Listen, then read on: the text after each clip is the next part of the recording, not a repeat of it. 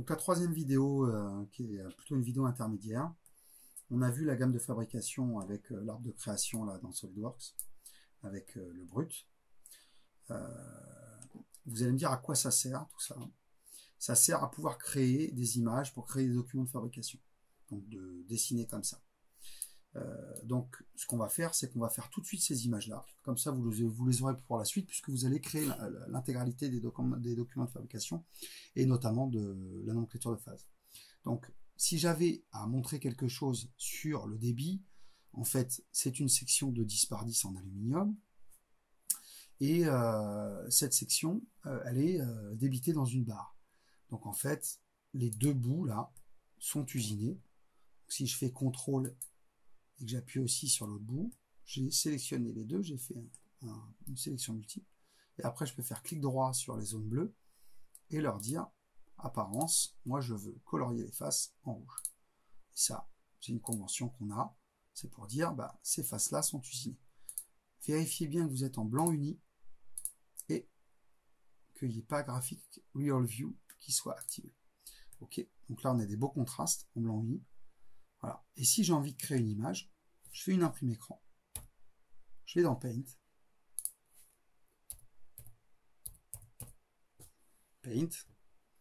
Je vais dans le dossier fichier enregistré sous le dossier que mon dossier, mais vous dans vos documents dans le module 1. Hop. Et puis, je mets en JPEG et je tape Biel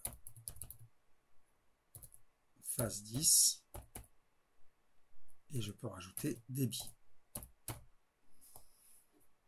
Enregistrer. Je fais coller.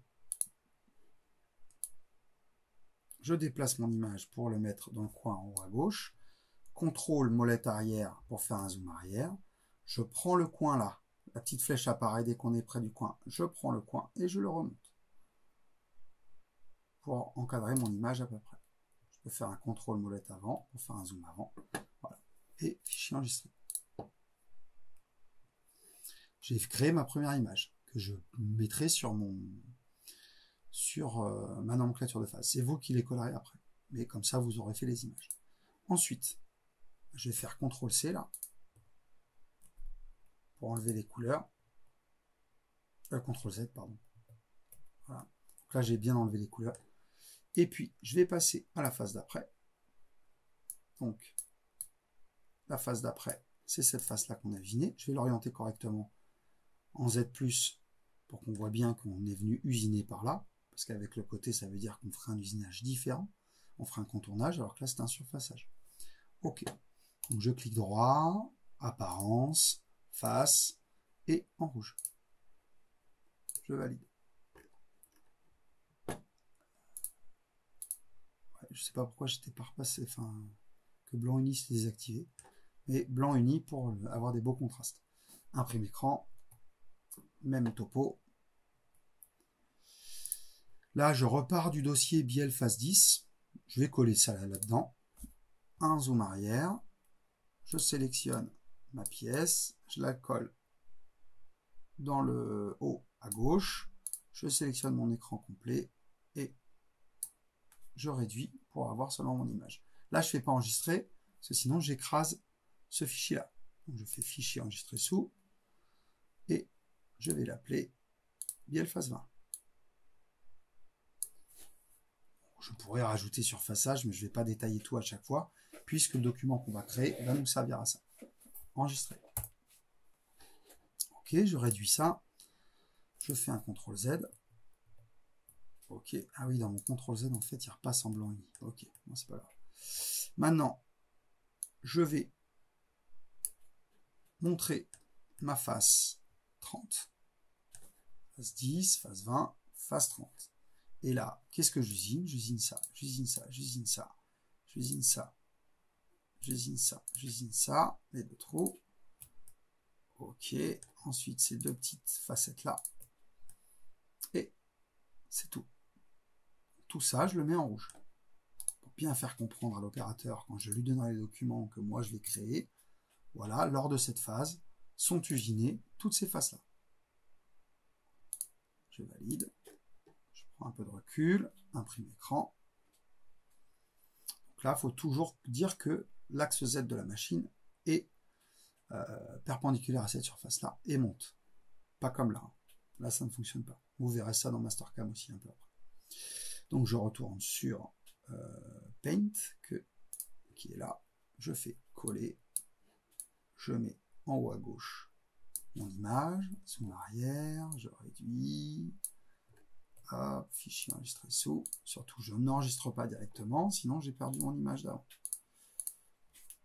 Et là, phase 30. J'enregistre. OK. Je retourne une dernière fois sur SolidWorks. Je fais un CTRL Z. C'est bon, il est resté en blanc uni cette fois-ci. Je mets le reste. Et là, en fait, dans le reste, qu'est-ce qu'il y a? Il y a cette surface-là, cette surface-là, cette surface-là, et ça. Alors, c'est pas tout à fait juste. Mais on ne va pas pouvoir avoir mieux que ça. Puisque, normalement, on n'usine pas les bords intérieurs. Là. Quand la fraise, elle va venir, là, il faudrait que vous preniez un crayon et que vous vous imaginiez faire le tour de la pièce, voilà, en faisant un usinage. Et vous voyez bien que vous n'allez pas usiner dessous, là.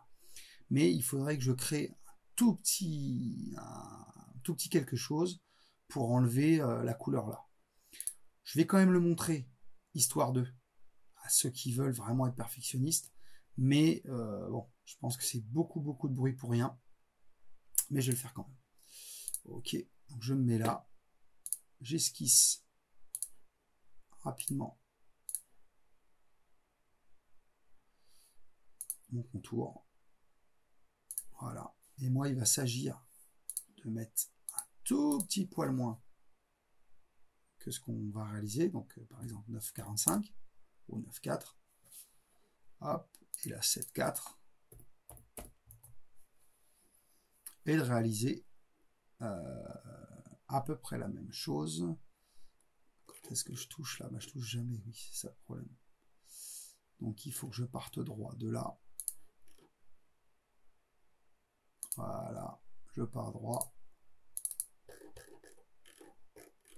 La même chose par là. Je vous dis, hein, c'est vraiment compliqué pour pas grand chose. Enfin bon, maintenant que j'ai commencé, là, je vais couper. Là, ok. La même chose par là.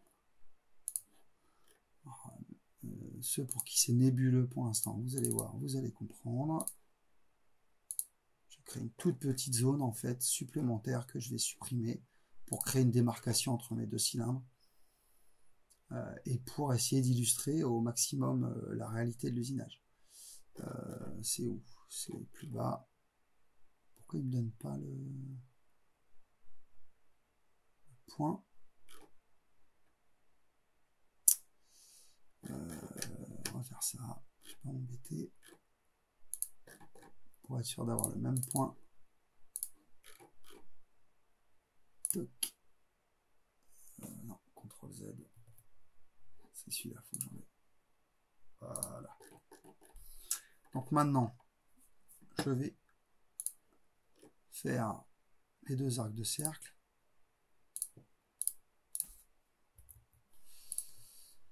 Donc tangent à ça, coradial, je pense que ça marcherait très bien. Voilà, clic, clic, coradial. Ok, je coupe ce qui ne me va pas. Ça, et ça, et ça. Et je fais fonction enlèvement de matière sur 1,75. Voilà. Et vous voyez que maintenant, on a une toute petite marque à l'intérieur. Et que quand je vais sélectionner mes surfaces, je vais avoir une différence et je vais pouvoir ne pas sélectionner celle qui ne m'intéresse pas. Donc voilà, c'est vraiment du pinaillage. Hein. C'est pas du tout obligé de s'embêter à faire ça. Si lors de votre nomenclature de phase, vous avez les deux surfaces qui sont coloriées, je ne vous en voudrais pas. Ok, donc une fois que c'est fait, ça, en plus, ça ne correspond pas exactement à la réalité. Quoique, nous aurons sûrement un petit décalage à l'usinage. Voilà, ma pièce, imprime écran, coller, et zoom arrière, fichier enregistré sous phase 40.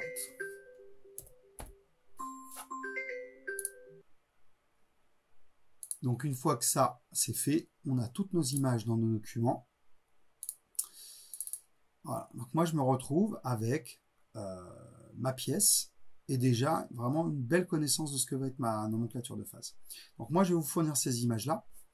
Enfin, vous aurez à les faire hein, évidemment, mais après moi sur l'étape d'après, pour la prochaine vidéo, je vous fournis ces images là et je vais vous demander d'écrire les différentes opérations qu'on a pour créer la nomenclature de phase.